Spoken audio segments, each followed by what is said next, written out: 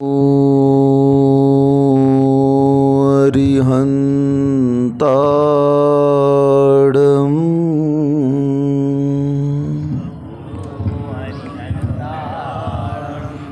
नमो सिद्धाडम्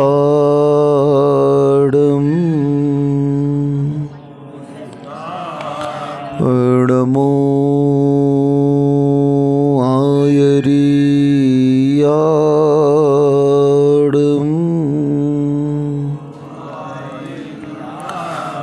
नमो वज्रायाडम्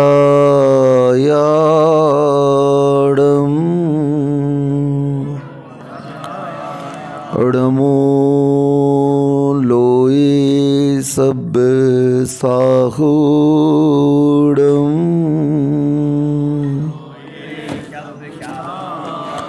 प्रणिपत्य वर्धमानं प्रश्नोत्तर रत्नमालिकां वक्षे नागनरामर वन्द्यं देवं देवाधिपं वीरम। कुंडलपुर के बड़े बाबा की, मूल नायक श्री चिंतामणि पार्श्वनाथ भगवान की, परम पूज्य आचार्य प्रवर श्री अमोघ वर्ष स्वामी जी महाराज की, परम पूज्य आचार्य प्रवर श्री विद्यासागर जी महामुनिराज की, परम पूज्य निर्यापक मुनि श्री समता सागर जी महाराज की जय।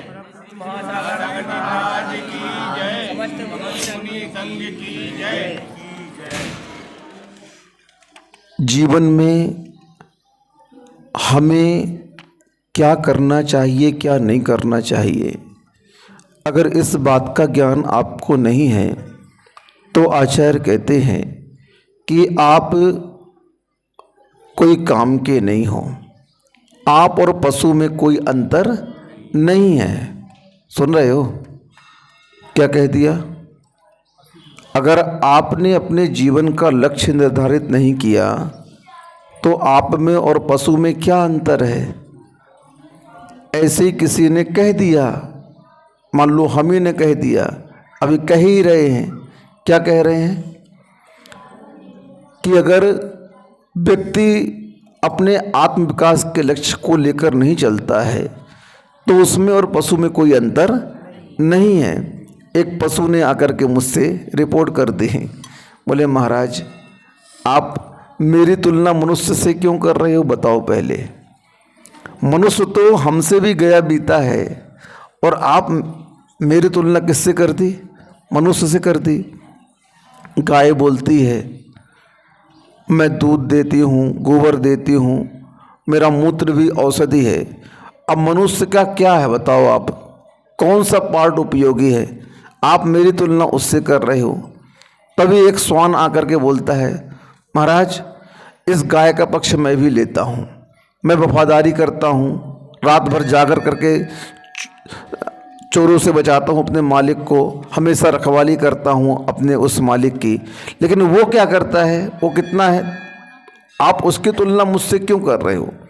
पशुओं ने भी केस कर दिया हमारे सामने आपके ऊपर। खबरदार जो हमारी तुलना आपने महाराज इंसान से की। बोले ये इतना स्वार्थी है, ये इतना स्वार्थी है कि अगर इसकी स्वार्थ सिद्धि के लिए माता पिता का भी बलिदान देना पड़े, भाइयों का भी बलिदान देना पड़े, परिवार के किसी भी व्यक्ति का बलिदान देना पड़े, ये चूकेगा नहीं। उन्हें समाप्त करके अपने स्वार्थ की सिद्धि करके संसार में अपने आप को ऊंचा उठाने का प्रयत्न करेगा। सबसे निकृष्ट अगर संसार में कोई है तो कौन है? मनुष्य है। और सबसे उत्कृष्ट अगर संसार में कोई है तो मनुष्य है। कौन है? अगर मनुष्य करनी करता है तो नर से नारायण बन जाता है, और अगर मनुष्य अकरणी करता है तो नर से नारकी बन जाता है। क्या बन जाता है? सबसे ज़्यादा क्रूर कौन है इस संसार में? जब नरकों का वर्णन सुनते हैं कि किस किस नरक में कौन कौन जीव जाता है, तब थोड़ी सी आंखें खुलती हैं कि देखो तो असंगी पंचेंद्री कहाँ तक जाएगा? पहले नरक तक जाएगा, दूसरे में तीसरे में पशु पक्षी आदि चले जाते हैं, चौथे में थोड़ी और क्रूर आदि होते हैं वो चले जाते हैं, पांचवें में शेर जाता है। अब बताओ सबसे क्रूर जानवर कौन होता है? शेर होता है। अगर उत्कृष्ट नरक गति का बंद करता है शेर, तो कहाँ तक जा सकता है? पांचवें नरक तक जा सकता है, उसके आगे उसका गमन नहीं है। उससे ज़्यादा क्रूर तो स्त्री हो गई। सुनो ओ माताओं, आपकी पर्याय को शेरनी से ज़्यादा क्रूर कहा गया है। क्या कहा गया है? कितनी निकृष्ट है ये पर्याय कि अगर वह पाप करने पर उतारू हो जाए तो कहाँ तक जा सकती है स्त्री? छठे नरक तक जा सकती है। आप लोगों का गमनागमन कहाँ तक हो सकता है? अगर अपनी औकात पर आ जाओ, अपनी क्रूरता पर आ जाओ आप लोग, तो कहाँ तक जा सकते हो? शेरनी से ज़्यादा खतरनाक हो तुम लोग। बताओ, द्रव्य हिंसा में आप उतने खतरनाक नहीं हो, भाव हिंसा में आप उससे ज़्यादा खतरनाक हो। शेर जैसा, शेरनी जैसा द्रव्य हिंसा आप नहीं करते उतना। और देखा जाए वास्तविकता तो द्रव्य हिंसा तो अपन बहुत कम करते हैं, बहुत अल्प होती है द्रव्य हिंसा अपनी। लेकिन उस अल्प हिंसा, द्रव्य हिंसा के त्याग का अभाव हमें बहुत सारे पाप का आश्रय कराने वाला हो जाता है। इसीलिए इस कारिका में महाराज कह रहे हैं कि किम संसारे सारम बहुसोपि विचिन्त्य मानमिदमेव मनुजेषु दृष्टतत्वम स्वपरहितायोद्यतम जन्म। इस संसार में सार क्या है? बोलो कारिका बोलो, किम संसारे सारम बहुसोपि विचिन्त्य मानमिदमेव मनुजेषु दृष्टतत्वम स्वपरहितायोद्यतम जन्म। इस संसार में सार क्या है प्रश्न किया गया।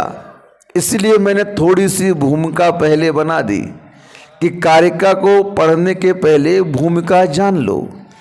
आप लोगों के जीवन में सार क्या है, या यूं कहो जो पर्याय आपको प्राप्त हुई मनुष्य जन्म की, तो इस मनुष्य जन्म का प्रयोजन क्या है प्राप्त करने का?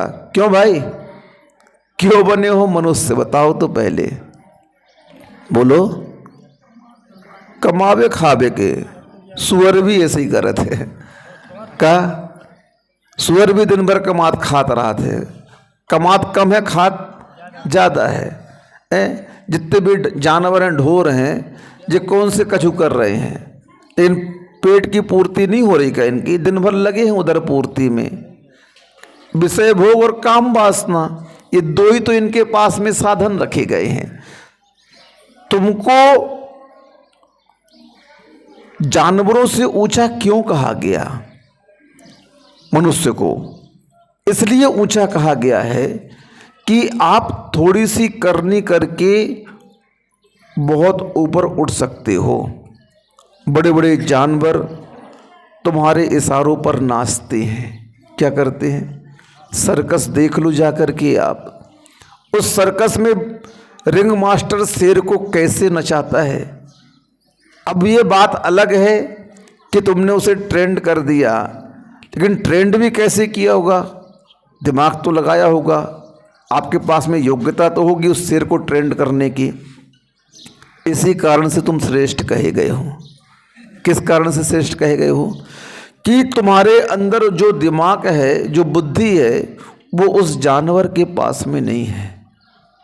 उसके पास में भी है। बहुत सारे जानवर ऐसे होते हैं जो पंचम गुण स्थान को प्राप्त कर लेते हैं, आपसे श्रेष्ठ होते हैं। क्या होते हैं? हाँ, एक आचार्य महाराज ने एक जगह लिखा कि विषय भोग में लिप्त साधु से एक श्रावक श्रेष्ठ है। क्या कह दिया? विषय भोग में लिप्त साधु से कौन श्रेष्ठ है? जो संसार में लिप्त है साधु, संसार की क्रियाओं में उठापटक कर रहा है, संसार में पूरा जमावड़ा कर रहा है। क्योंकि आजकल साधु का भेष कैसा हो गया है, यहाँ पर तो अलग दिख रहा है और अंदर कुछ अलग चल रहा है। कैसे चल रहा है? अंदर की उठापटक कैसी चल रही है? बड़े बड़े मठ बन गए। क्या हो गया? करोड़ों अरबों की संपदा उनके मठों में भरी पड़ी है। क्योंकि वर्तमान का जो मानव है ना, ये चमत्कार को नमस्कार करता है। किसे नमस्कार करता है? संसार में ऐसा कोई भी मनुष्य नहीं है, चाहे वह गरीब हो, चाहे मध्यम वर्गीय हो, चाहे बड़ा आदमी हो, जिसके जीवन में कोई न कोई समस्याएं ना हो। क्यों? गलत बोल रहा हूँ क्या? कहीं बीमारी व्यथा, कहीं कुछ प्राप्त करने की इच्छा, कहीं अभाव को समाप्त करने की इच्छा, कहीं पुत्र की इच्छा, कहीं ब्याह हो जाए एक ही इच्छा, कहीं दुकान चल जाए एक ही इच्छा। कोई न कोई कमी इंसान के पास में है। सब कुछ है तो पत्नी झगड़ालू, वो भी अच्छी मिल गई तो बच्चे वैसे नहीं। अब और तो और सब कछु है, बच्चे ही नहीं हो रहे। अब क्या करें?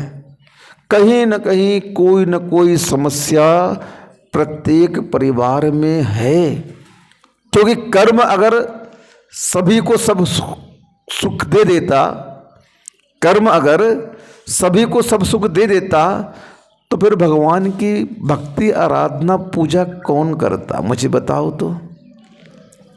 कर्म को नाश करने के लिए क्यों साधना करता मनुष्य? यह संसार विषय सुख होता, अगर इस सब में सुख होता तो हमारे महापुरुष क्यों वन में जाते भटकते, राज सुख को छोड़ करके? स्वर्गों से सब व्यवस्थाएं चली आ रही हैं उसके यहाँ। लेकिन नहीं, क्या होता है? कहावत भी कही गई है, जब तक मूर्ख जिंदा है तब तक होशियार भूखों नहीं रह सकता है। आप लोग कौन हैं? सब मूर्ख हैं। होशियार कौन है? जो आपको चला रहा है।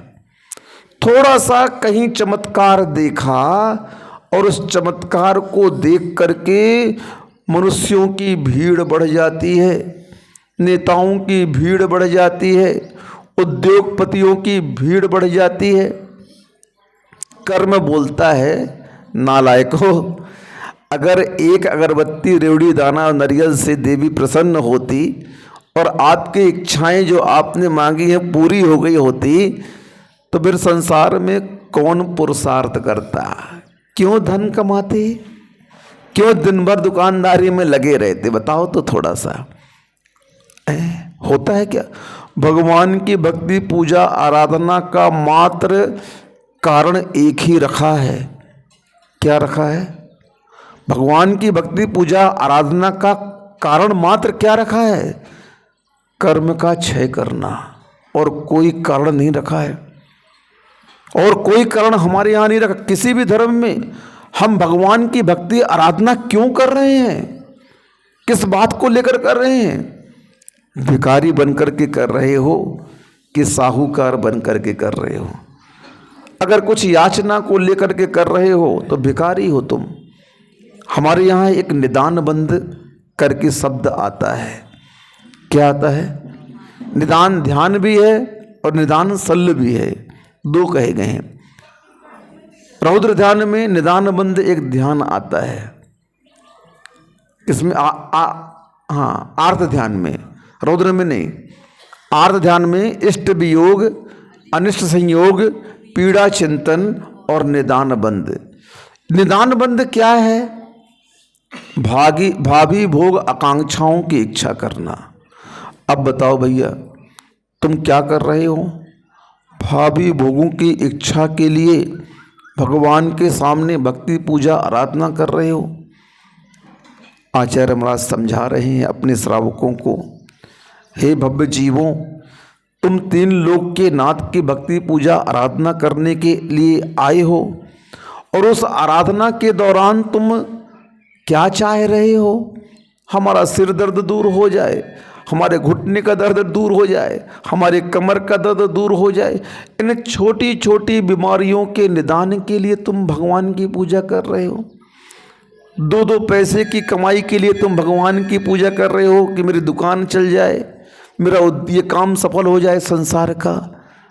आचार्य महाराज कहते हैं तेरा काम सफल हो जाएगा निदान करने से, लेकिन इसमें घाटा कितना है ये तो सोच। निदान करने से हमेशा घाटा ही होता है। रावण का जीव मुनि बनकर के साधना कर रहा है, और साधना करने के दौरान तो केवल ज्ञान के निकट था, लेकिन उसने एक राजा की विभूति को देख लिया और निदान कर दिया, मैं भी इस जैसा बन जाऊं। बताओ क्या हो गया? बन गया अर्धचक्री, सोने की लंका प्राप्त हो गई उसे। लेकिन क्या होगा आगे, उसका क्या हुआ? सलाखा पुरुषों में जो पद रखे गए हैं, इन पदों में स्पष्ट कह दिया कि जो जीवात्मा इन पदों को निदान के माध्यम से प्राप्त करता है वह नियम से नरक की ओर जाएगा। निदान से प्राप्त संसार के सुख वैभव इस जीव को नियम से नरक की ओर ले जाएंगे। क्यों ले जाएंगे? क्योंकि आपने उस पदार्थ की, उस वस्तु की इच्छा कर ली। और एक बात ध्यान रखना, तुम्हारे इच्छा करने से कुछ नहीं होता है। ये तुम्हारे मन की फितूरी है, अज्ञानता है, मूर्खता है कि तुम व्यर्थ में भगवान के सामने इच्छा करते हो।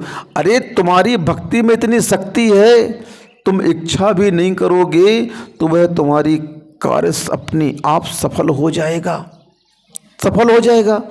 अच्छा, एक प्रश्न पूछ रहे हैं, उत्तर देना। तुम बैंक गए, कहाँ गए? बैंक में गए, और बैंक के अकाउंट में तुम्हारा कोई पैसा नहीं जमा है।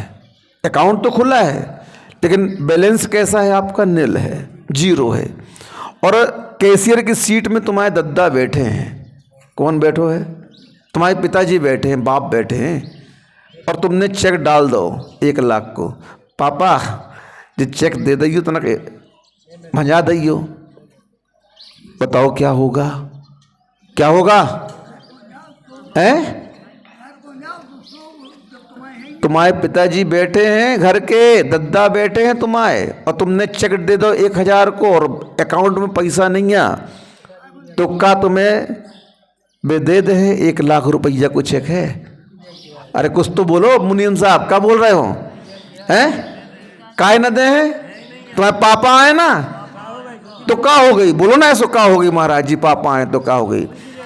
ये सरकार के नियम के विरुद्ध है। चाहे पापा बैठे, चाहे पापा के पापा बैठे, चाहे मोड़ा बैठे, चाहे भैया बैठे, कोई बैठे, वो चेक आपका क्या हो जाएगा? बाउंस हो जाएगा। पक्का है? इस प्रश्न का ये उत्तर है ना। अब दूसरा प्रश्न आपसे हम पूछ रहे हैं, आपके अकाउंट में पैसे की भरमार है, और सामने कैशियर की सीट पर आपका परम शत्रु बैठा है, और आपने चेक दिया, तो क्या वह रोक सकता है? बताओ तो। बस यही बात तो हम आपसे कहना चाहते हैं। यही तो मेरे प्रश्न का उत्तर है, और वही तो शंका का समाधान भी है कि अगर अपने सत्ता में पुण्य का पल्ला भारी है तो हमारे उस सफलता को कोई रोक नहीं सकता है। तुम कितना निदान कर लो, और हमारे उस पुण्य की सत्ता में पुण्य नहीं है, बैलेंस नील है पुण्य का। तुम कितना भी पुरुषार्थ कर लो, तुम्हें सफलता नहीं मिलेगी। निदान बंद का अर्थ क्या है?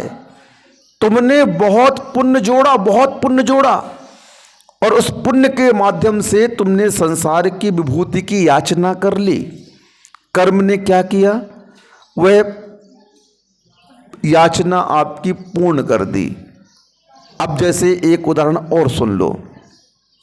आपके यहाँ कोई काम करने वाला इलेक्ट्रीशियन आया, उसने दिन भर आपके यहाँ वर्क किया, काम किया, और तुमने मन में क्या सोचा कि यार इसने बहुत मेहनत की, अच्छा काम किया, पैसा नहीं ठहराया था तुमने, इसको अपन कम से कम 500 रुपये देंगे। कितना देंगे?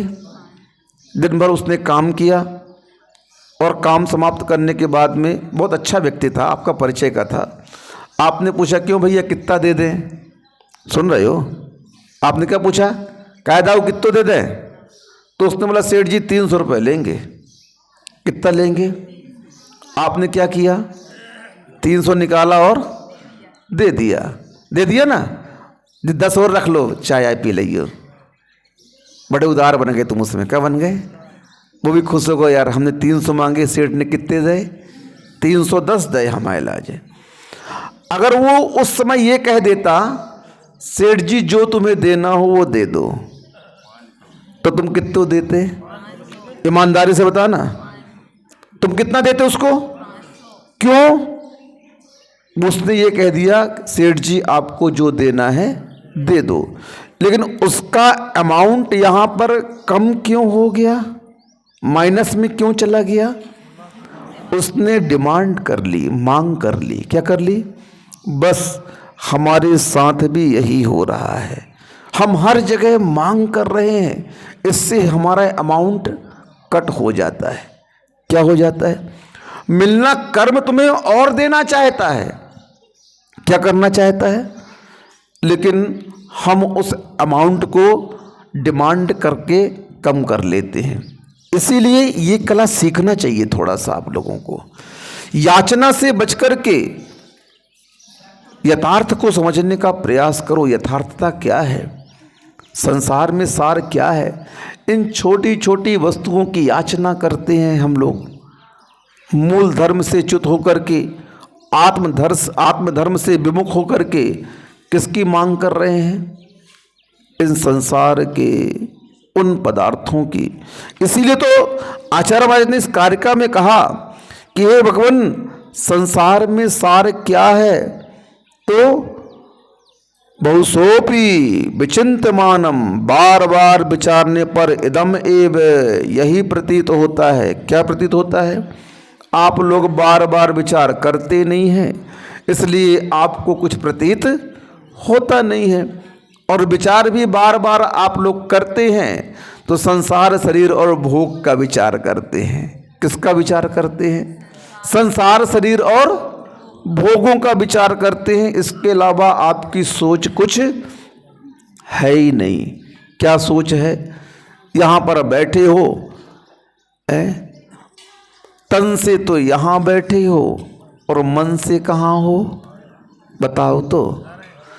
कर में तो माला फिरे और मनवा फिरे बाजार। कहाँ फिर रहा मनवा? बाजार में फिर रहा। कर में चल रही है मारा और बैठे हो चमार की दुकान पर। क्या कर रहे हो? बैठे हो सब्जी के ठेला में खड़े हो, हिसाब किताब याद आ रहा बैठे बैठे। अरे वो की सीमेंट पहुंचाने हैं, वो को पर्चा रख गए तो रात को पर्चा लगाने हैं, वो की गिट्टी पहुंचाने हैं। अब आज प्रतापगढ़ को बाजार है, बाजार जाने हैं, ये करने वो दुनिया भर का टेंशन। कल बुधवार है, परसों पहले जाओ सागर जाओ, सीझा लगाओ, जो माल कम होगा। अब बैठे यहाँ पर हैं। कहाँ पर हैं? बैठे कहाँ हैं? प्रवचन सुन रहे महासागर की, और दिमाग कहाँ लग रहा है? दुनियादारी में लग रहा है। कहाँ कहाँ फट जाता है दिमाग, भटक जाता है। झूठ हो तो हम काहे बोलते हैं, सही बात तो बोल ही रहे हैं भाई। आचार्यों ने जो भी कहा है, जैन धर्म कितना साइंटिफिक है। हमारे यहाँ जिनवाणी में आचार्यों ने ऐसा कोई भी पक्ष नहीं छोड़ा जो आपके दिमाग में नहीं आता हो। कसायों के असंख्यात प्रदेश जो परिणाम होते हैं, उन परिणामों का व्याख्यान कसाय पाहुड़ में लिख दिया।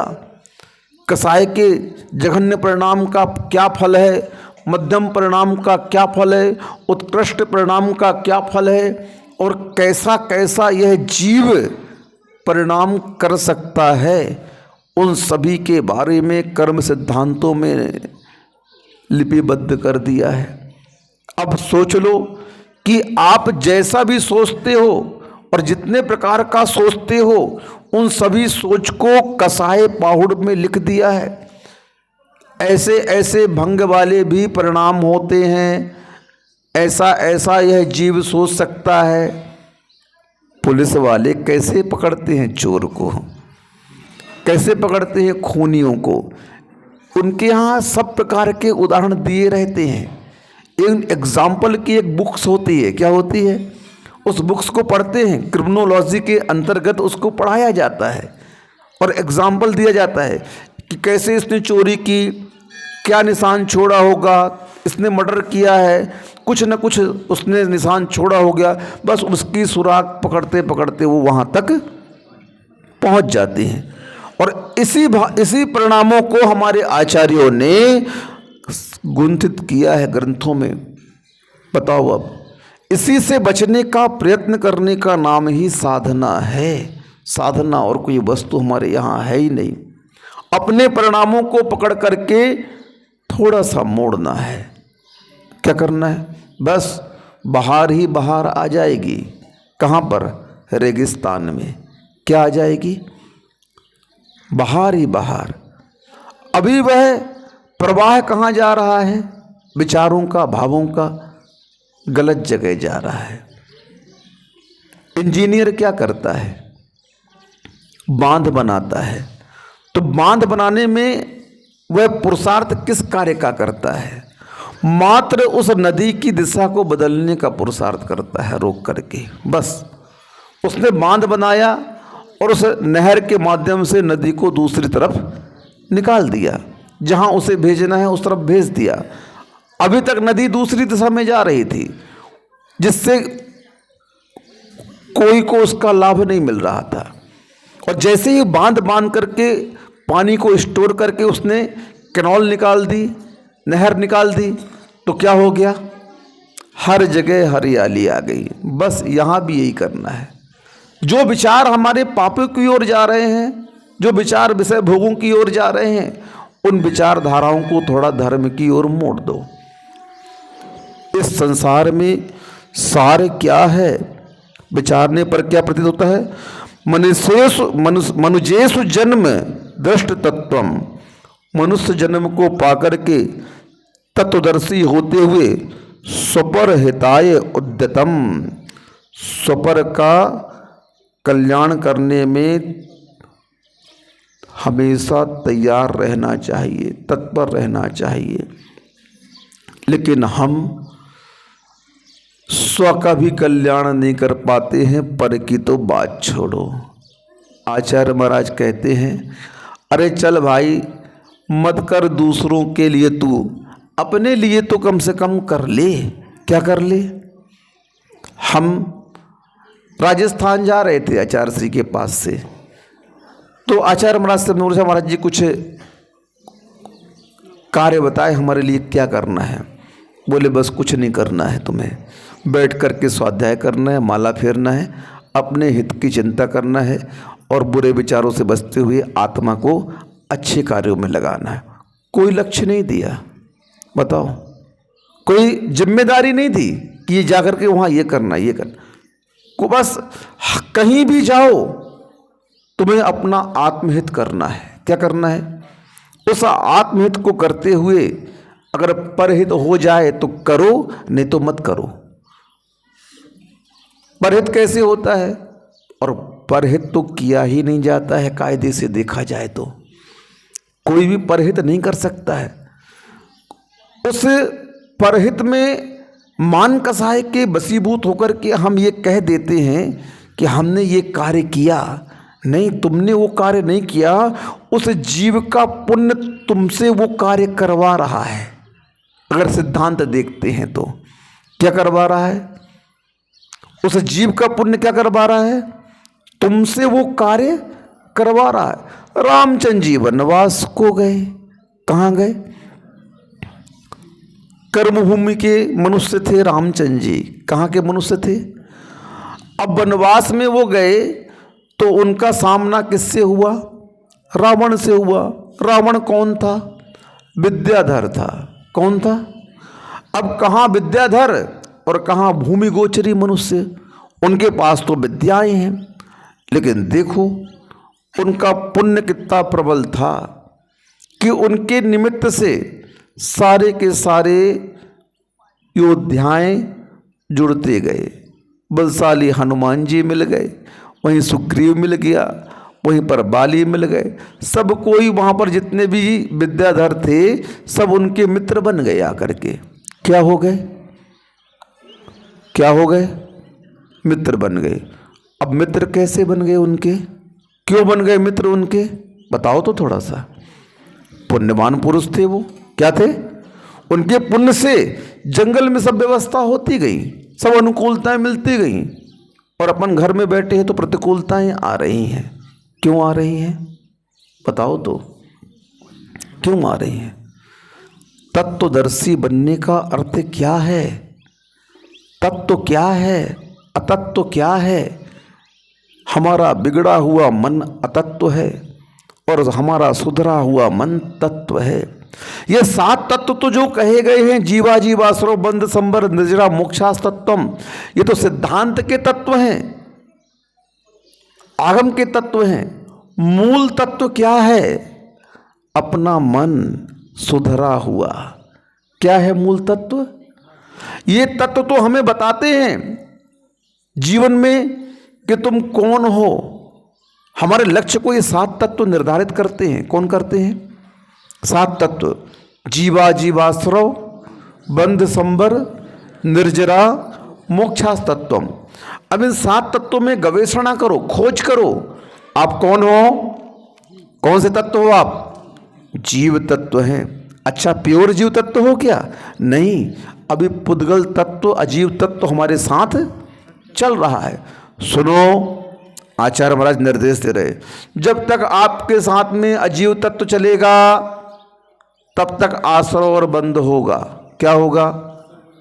आश्रव बंध क्या करते हैं? संसार में परिभ्रमण कराते हैं। फिर क्या करना होगा साहब? तत्व को जानो। कौन सा तत्व आपके लिए लाभदायक है? सुनो, इधर देखो, कौन सा तत्व लाभदायक है आपके लिए? वो तत्व लाभदायक नहीं है। आपके उपयोग को कहाँ ले गया मंत्री जी? हमारे तत्व को सुनो, उसको करने जो कर रहा है। तुम्हारे लिए कौन सा लाभदायक तत्व है? ये आश्रव तत्व है, बंध तत्व है। कौन से तत्व हैं ये? हाँ, सल्ल मत लगाओ 10-15 मिनट, थोड़ी सा निर्विकल्प हो करके बैठो। सुनो, चाहे संसार के कार्य करो और चाहे मोक्ष मार्ग के कार्य करो, अगर वहाँ विकल्प है तो आनंद नहीं आएगा और यहाँ विकल्प है तो आनंद नहीं है। अब खा रहे हो, बढ़िया माल मटेरियल बना है, सेठानी ने बना दिया। सेठ जी, सेठ जी, आगो ग्राहक चिल्ला रहा हो, रबड़ी खा रहे, तुम खान नहीं दे रहे हो। आए क्या कर रहे हो? गरम गरम भजिया बन रहे हैं और सेठ जी अब सल का लग गई तुम्हें लाने। अरे यार वो आगो भग न जाए, कहूँ जल्दी जल्दी खा लो, जल्दी जल्दी खा लो। क्या कर लो? हपर के खा लो जल्दी से फटाफट। क्या विकल्प आ गया? कई बार तो छोड़ के चले जाओगे। क्या करके चले जाओगे?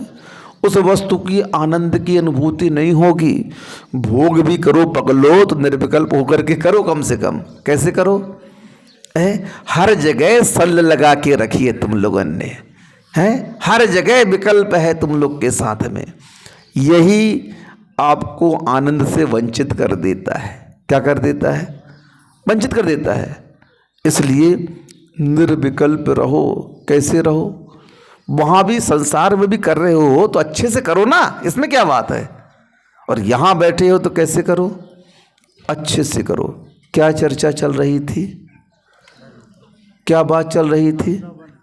हाँ, कौन सा तत्व हमारी आत्मा का हित करने वाला है? क्योंकि आपको तत्वदर्शी बनना है। जीवन में, संसार में सार क्या है? तो विचार करने पर बार बार यही प्रतीत होता है कि मनुष्य जन्म होकर के पाकर के तत्वदर्शी बनते हुए स्वपरहित का कार्य करें, उद्यम करें। तो भैया पर का ना करो, पहले स्वपर का कर लो, स्व का कर लो। किसका कर लो? हमारे घर में थे ना, तो दादी यही कहती थी जब कछु कार्यक्रम हो तो, बोले पहले बाई खा ले फिर बायनो बाँट है। कौन खा ले पहले? पहले बाई खा ले फिर बायनो बाँट है।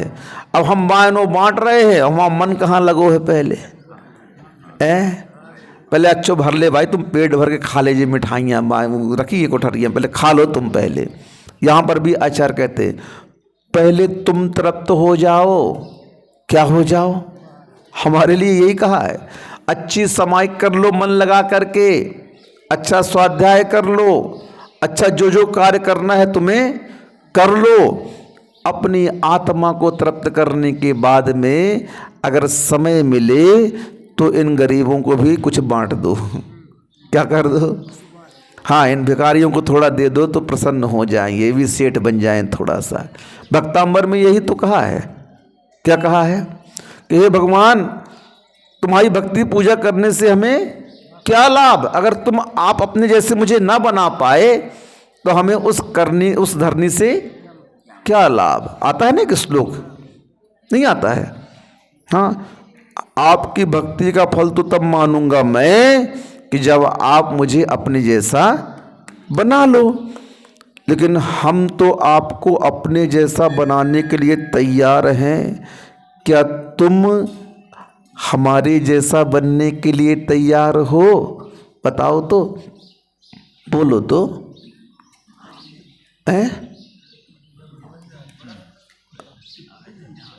अब नहीं आ लियो साहब, सब कोई भगवान के सामने हाँ क्या भावना करते हो, पूजा करते हैं भगवान कब आप जैसा बन जाऊं, कब आप जैसा बन जाऊं।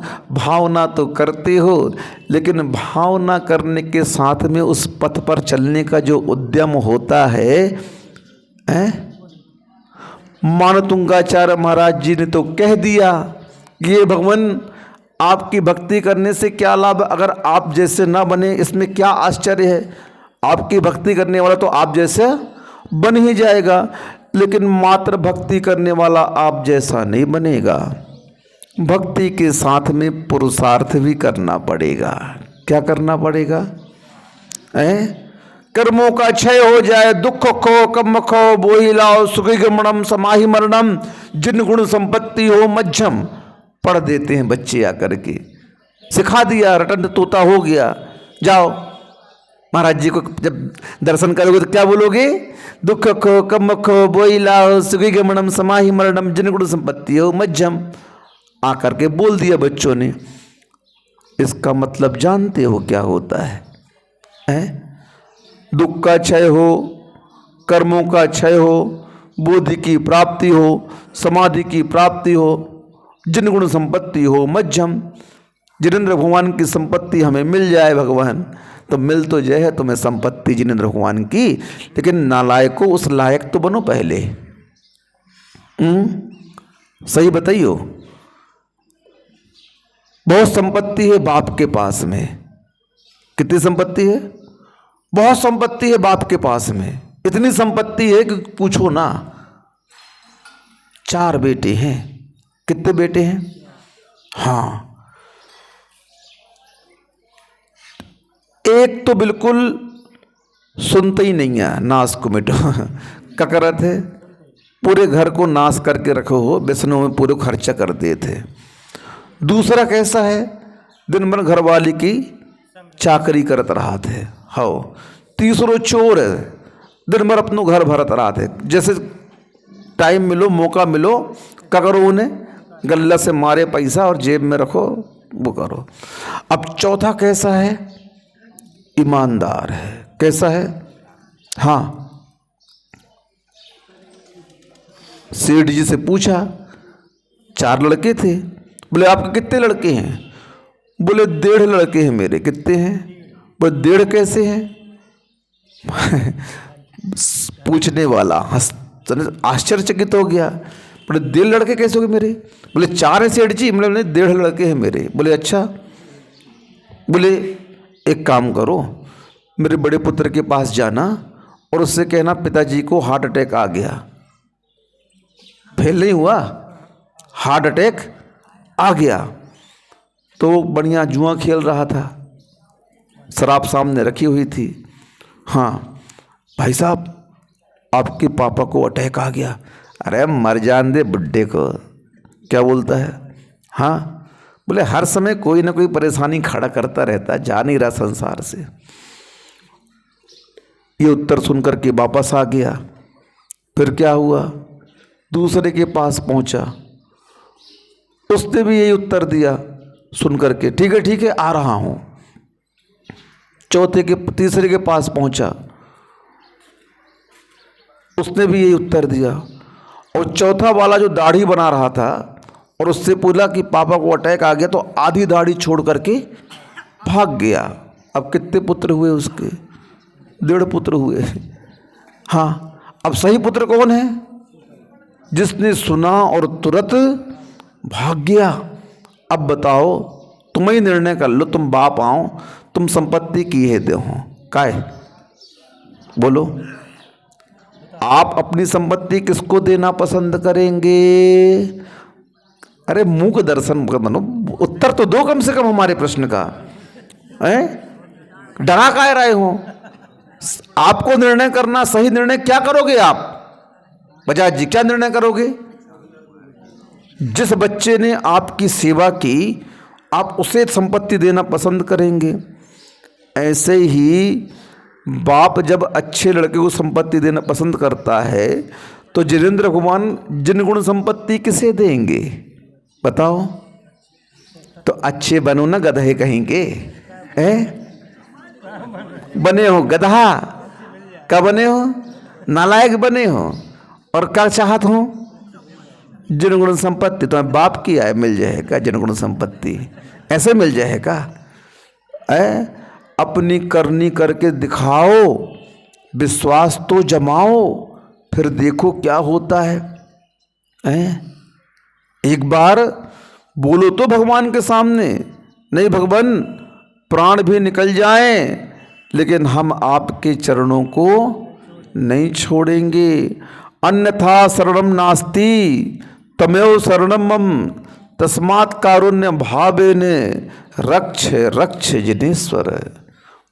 इस संसार में अगर कोई शरण है तो कौन है?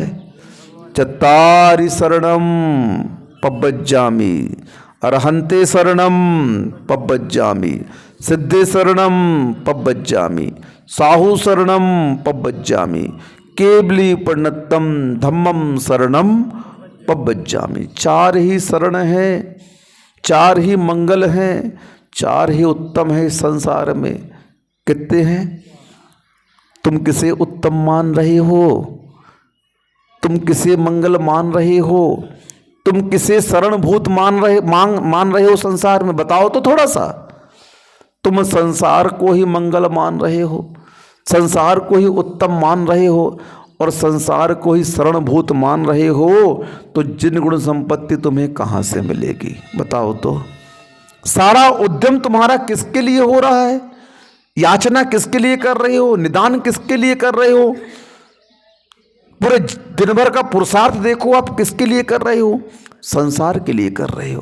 किसके लिए कर रहे हो? क्या तत्वदर्शी हो तुम?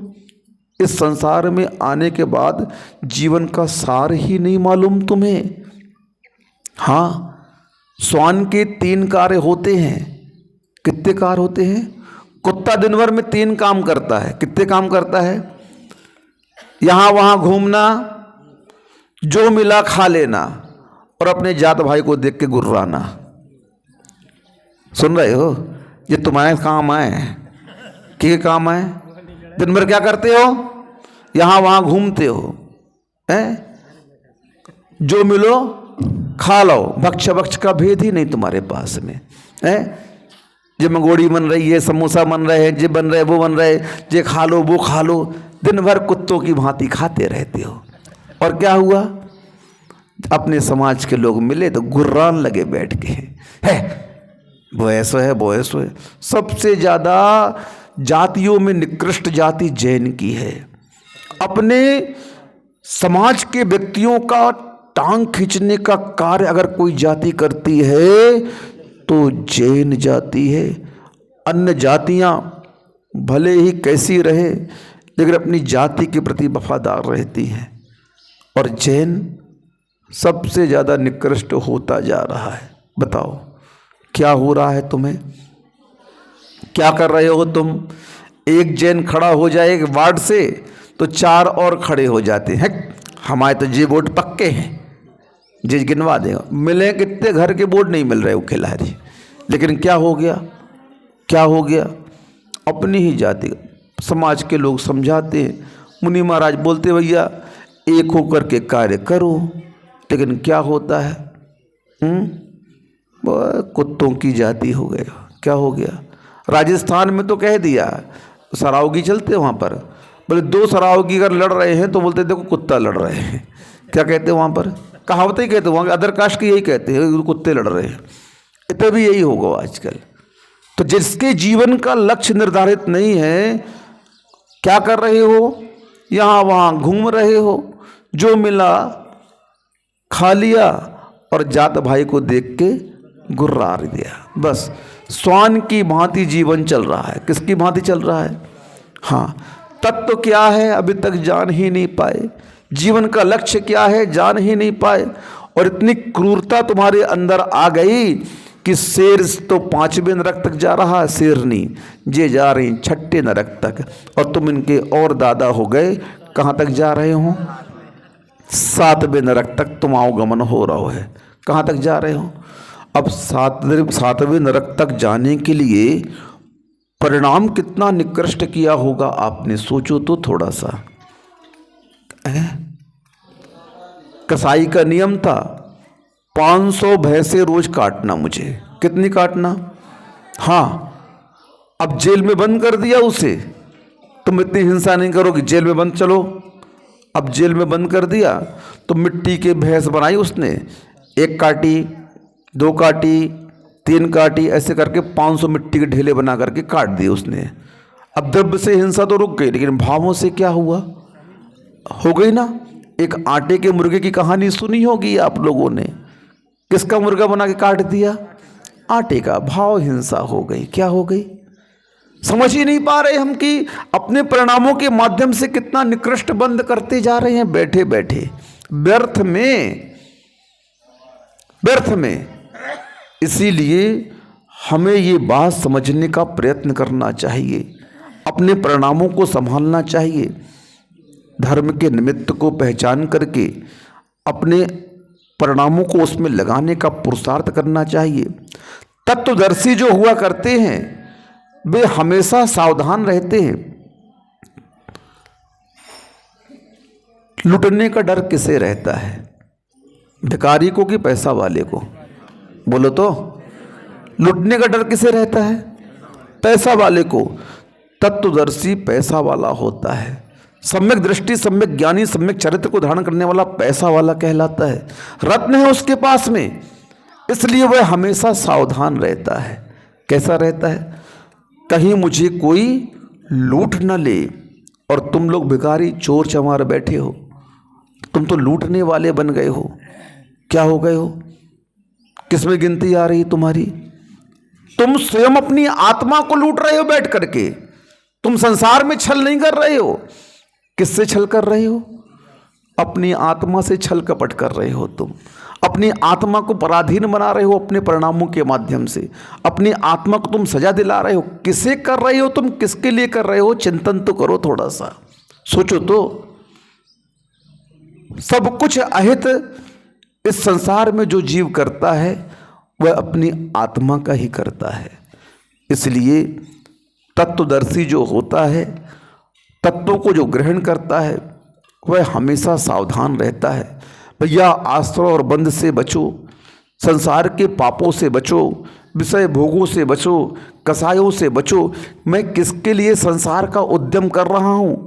मैं किसके लिए संसार का पुरुषार्थ कर रहा हूँ? मैं किसके लिए मायाचारी छलकपट कर रहा हूँ? इस सब बात का उसे ध्यान रहता है। इसीलिए तो विभीषण लंका छोड़ के राम के पास आ गए थे। कहाँ आ गए थे? उन्हें देखा अनीति अन्याय है, मैं कहाँ इनका साथ दूंगा, मैं नहीं रह सकता इनके साथ में। और देखा भी यही जाता है, अनीति अन्याय की उम्र ज़्यादा नहीं हुआ करती है। चाहे वह साधु करे और चाहे श्रावक करे, कोई भी करे, एक न एक दिन उसका भंडा फोड़ हो ही जाता है।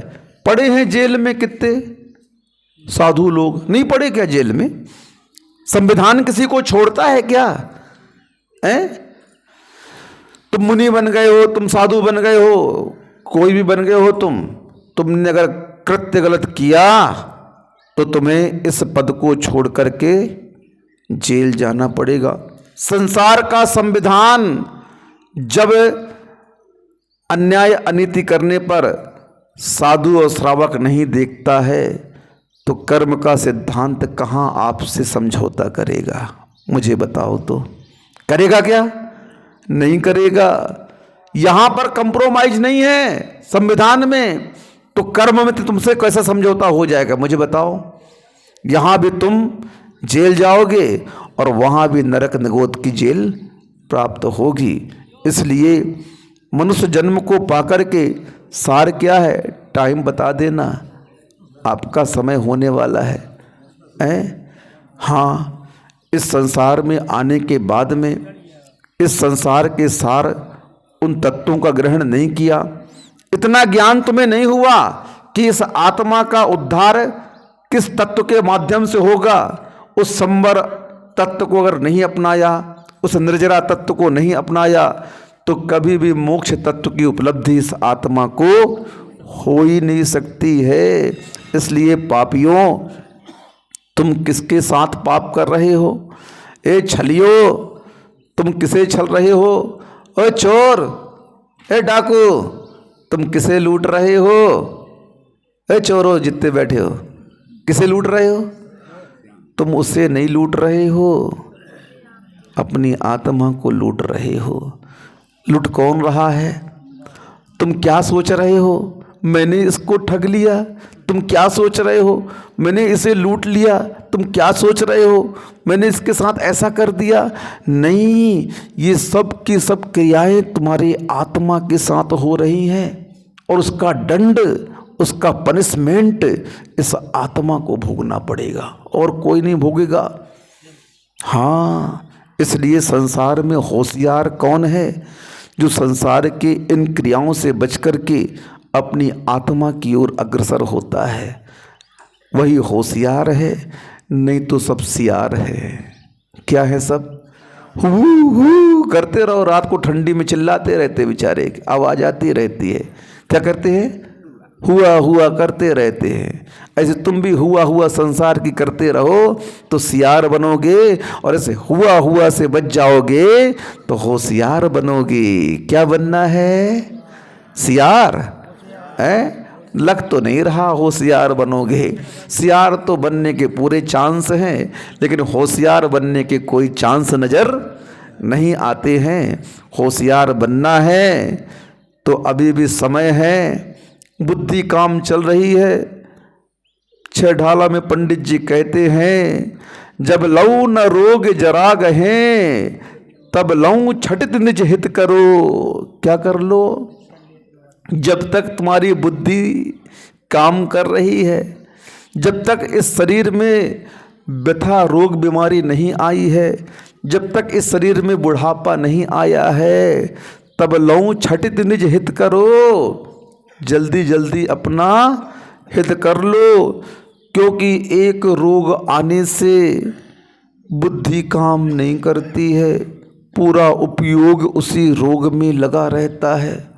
थोड़ी सी बुद्धि मंद हो जाए, फिर व्यापार संसार के नहीं कर सकते, फिर हिसाब किताब में मन उपयोग आते ही नहीं हैं, भूल जाते हैं। बुढ़ापा आ गया, इंद्रियां शिथिल हो जाती हैं, फिर कह दो महाराज क्या करें, अब कोई कार्य होता नहीं। इसीलिए पहले से सावधान किया जाता है तत्वदर्शियों, जब लऊ न रोग जरा गहे, तब लऊ छटित निज हित करो। जल्दी जल्दी अपना कार्य कर लो। ये तो पुद्गल के साधन है और इस साधन का स्वभाव जीर्ण शीर्ण होना है। ये जीर्ण शीर्ण होए उसके पहले संसार समुद्र से पार हो जाओ। ये नौका में छेद ही छेद हैं, बड़ी मुश्किल से बंद किए हैं नाम कर्म ने, समेट करके शरीर को रखा है, और इस शरीर के माध्यम से उस आत्मा को कर्मों से मुक्त कराने का पुरुषार्थ करने वाला ही तत्वदर्शी हुआ करता है। ये शरीर पुद्गल के उपकार के रूप में हमें मिला है, और उस उपकार करने वाले का हम लाभ ले लें। कोई तुम्हारी मदद कर रहा है तो उस मदद करने वाले का लाभ लेकर के अपने व्यापार को बढ़ा लो, तभी तुम होशियार माने जाओगे। वो अपना हाथ खींच लेगा, फिर क्या करोगे? कुछ नहीं कर सकते हैं। पुद्गल ने उपकार के रूप में हमें ये सब संपदा दी है, और इसका उपकार का बदला हम अपकार के रूप में देंगे तो फिर वह तुम्हारा साथ नहीं देगा। वो भी कर्म बोलेगा, मैंने तुम्हारे लिए शरीर दिया था साधना करने के लिए, तुमने भोगों में नष्ट कर दिया, तो मैं क्या करूं? मैं क्या करूं? संपत्ति दी थी, तुमने व्यसनों में नाश कर दी, तो मैं क्या करूं? तुम लगाते उसे धर्म की प्रभावना में, धर्म की प्रभावना का नाम सुनते ही आना बंद कर देते हैं। अरे कौन जाए, अब कछु लग न जाए खर्चा। बचो, धर्म से जितना बचोगे उतनी तुम्हारी हानि होगी, और धर्म से जितना जुड़ोगे उतना तुम्हारा लाभ होगा। हमारा कुछ भी नहीं है, देवगुरु शास्त्र निमित्त मात्र होते हैं, और उस निमित्त का जो लाभ ले लेता है वह होशियार बन जाता है, तत्वदर्शी बन जाता है, और अपनी आत्मा का कल्याण कर लेता है। नहीं तो संसार में पाप में आप फंसे हो और फंसे रहोगे, और उसका अंजाम क्या होगा? इस पर्याय को छोड़ करके नरक निगोद में जाओगे।